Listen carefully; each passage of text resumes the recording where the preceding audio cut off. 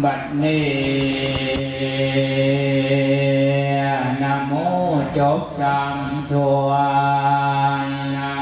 ฟังขบวนเทศต่อขอเรียนเชิญทุกท่านให้ใจตั้งกอดต่อฟังสุนันตุโยมจงตั้งคอยเฮียงสันดับเสียงโยนิโส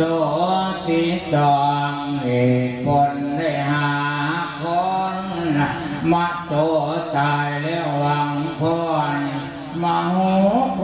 แม่นางใหญ่เกินสู่ทางสักกาไลสู่สวรรค์สันเก่าความเศร้าแม่นบ่มีว่าโลกาเพื่อนี้ฉันได้ลวงมายามน้องไม่ให้ตอนนี้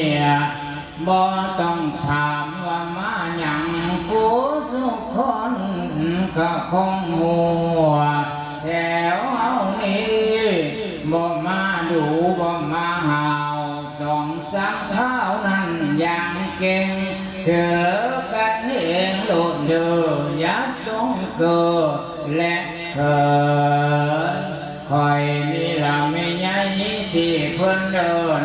ว่าหลวงพี่โอหลวงพ่อพิมพาเพียงศาสนาได้มาหาจะเป็นนินเทศก็เป็นแต่ยังน้อยคนก็เลยอ่อนคอยพิมพาเส้นสาเหลือมาหาพิมพาไปก็โอนจังสีน้ำนี่ตั้ง